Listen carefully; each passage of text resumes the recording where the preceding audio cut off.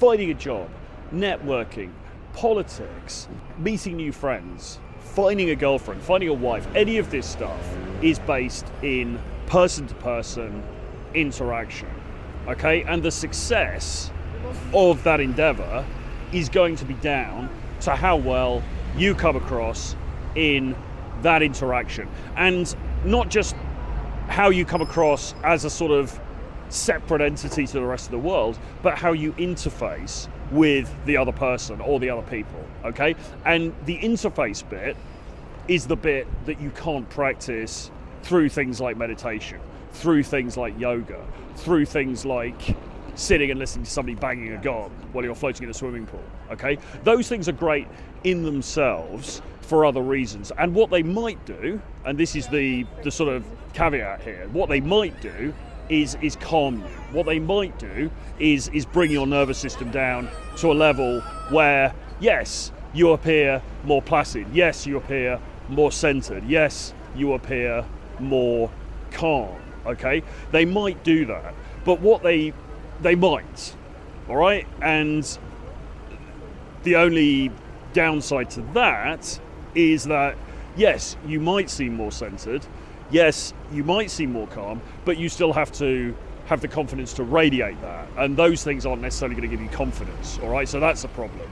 But what they're definitely not going to help with is the interface bit, because you don't just operate in a bubble, all right? You just don't operate as an entity on your own. You can't just meditate for 3 years and then go and stand in the middle of Oxford Street and people are just going to come to you because your vibe, your aura is so amazing, so magnetic, so palpable that people just are drawn to you. It just doesn't work like that, you know?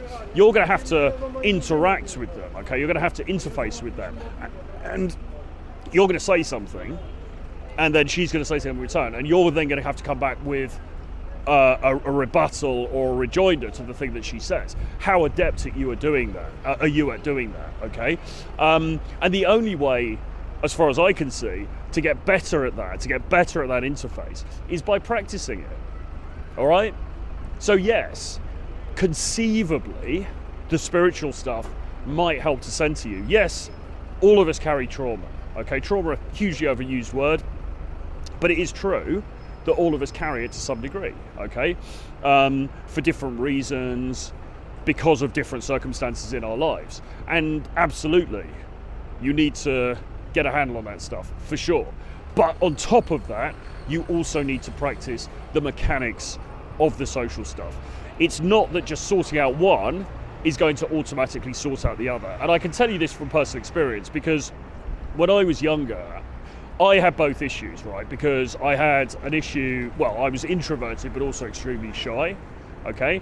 And because I was extremely shy, you know, I was quite clever, I was quite funny, I was friends with different people at school, and I kind of got on okay, but I wasn't good at sort of amplifying that. I wasn't good at, you know, being in high pressure social situations and putting myself on the line. And then I started to do that stuff.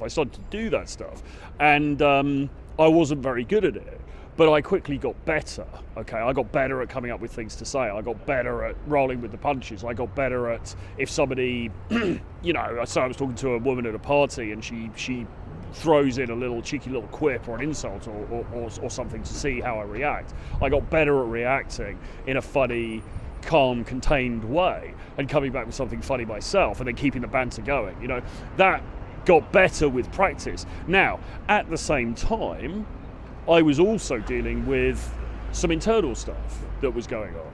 And I was working on spiritual things as well, by the way. I'm not anti-spiritual. I was actually doing, because I'm part of I go to 12-step groups, right? And they are founded in spirituality. So I was working on spiritual practices. I have, for periods of time in my life, spent a long time meditating, okay? So I was doing that stuff as well, but there was still some internal, you know, trauma-based stuff that I needed to get a handle on. So I went into therapy. So I started seeing a therapist, and I was seeing this guy.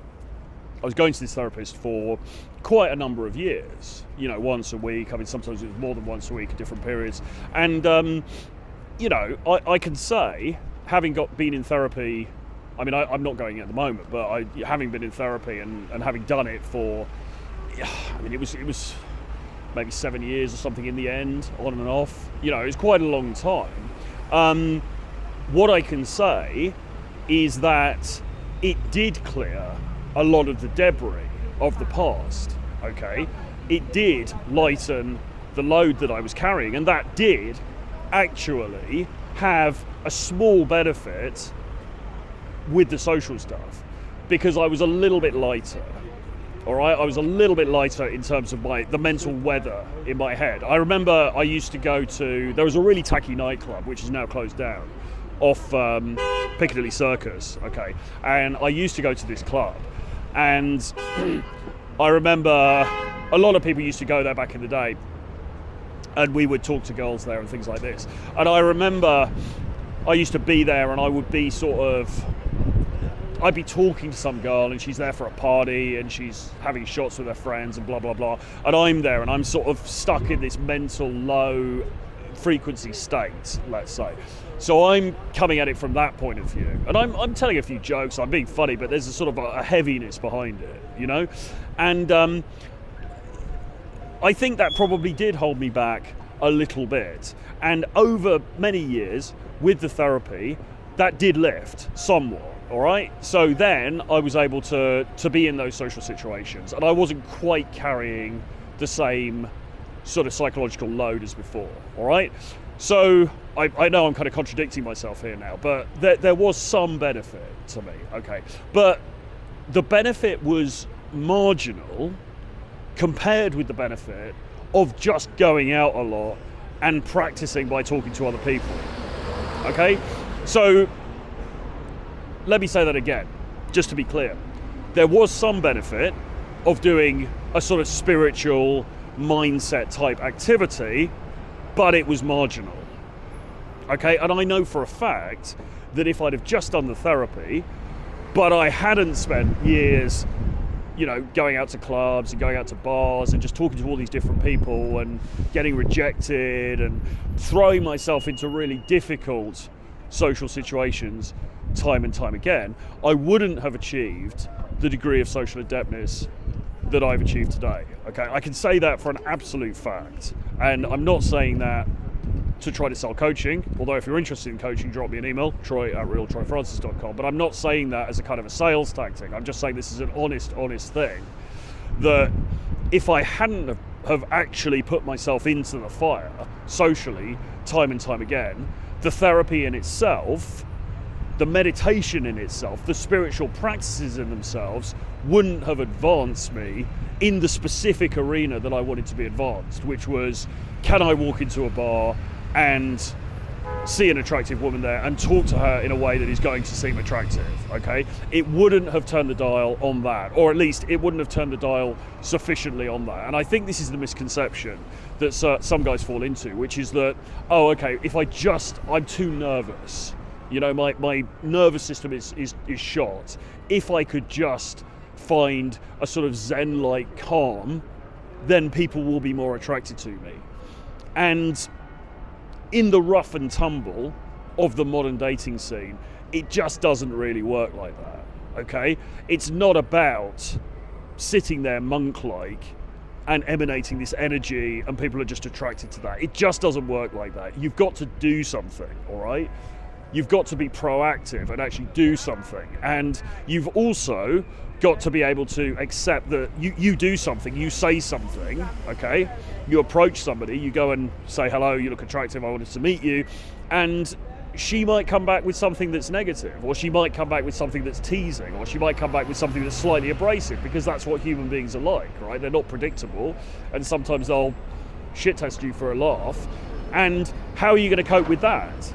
Now, all the meditation in the world isn't going to help you to cope with that. I mean, again, you know, contradict myself slightly, it might do a little bit, because you might become very unreactive, because you're like, look, I'm so zen, I'm so calm, I'm just going to let this ride. But what it's not going to help you with is to come back with some Wildian, witty repartee in response, okay? And that's really what you want. Because, yes, being very calm, being very centered, letting things flow off you like water off a duck's back is quite a good place to be. But what's better is to have that and also be able to have your own social ammunition to come back and say something clever, or say something funny, say something witty, and change the energy in the room. Okay? And that's not what you're going to get from the spiritual stuff. So my advice is, yes, pursue the spiritual stuff if you want to. Yes, pursue the therapy. Yes, pursue the meditation, etc. Right? You can do anything. You can, go and live in a teepee in Nepal for years if you want to. Do any of that stuff. But at the same time, you should also be actively practicing your social skills if you've got a difficulty in this area. Because take it from me, as a reformed rubbish social skills person, it was only through actually practicing the stuff that I got any better. And even still today, I still need to actively go out and practice, actively go out and do it, okay? Because as an introvert, I was at an event yesterday, and I had to talk to a lot of people over a sustained period of time, and it was actually really good. In the end, it was really good. And there's a lot of people I know anyway, so it's fine.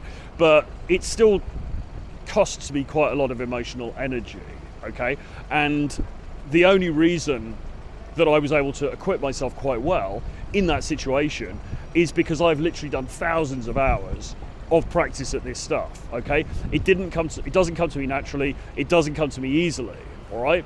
I'm a lot better now, but it's taken a lot of work to get here, okay? And I do think that a lot of this stuff, with the thinking, oh, well, I just need to center my chakras and then everything will be all right, is avoidance.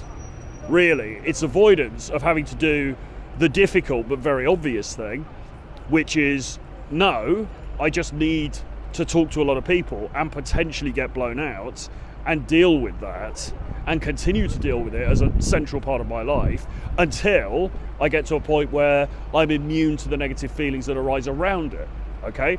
That's where you want to get to. That's the kind of equilibrium you are seeking. That's the kind of zen and calm that you are seeking. And once more, because other people are involved, because the unpredictable variable of other human beings is involved, you can't get that in doing solo pursuits like meditating or going inwards, okay? You've got to go inwards and outwards at the same time, because the social realm is an outward realm, okay? And you don't conquer that by going in. You might conquer other things by going in. You might conquer your demons. You might conquer your self-hatred. You might conquer your low self-esteem by going in, but you're not going to conquer the outside world by going in. You only do that in the arena itself, okay? Which is painful and which is difficult and which is challenging, but it's also essential. Anyway, with all of that being said, my course, Approach Accelerator, is open now. We start work on the 14th of February. We've only got 10 spots available, so if you're interested in working with me, drop me an email, troy@realtroyfrancis.com, or go to the link below and see the information there. Subscribe to the channels if you haven't already. Give me a like, and I'll see you guys again very soon. Bye-bye.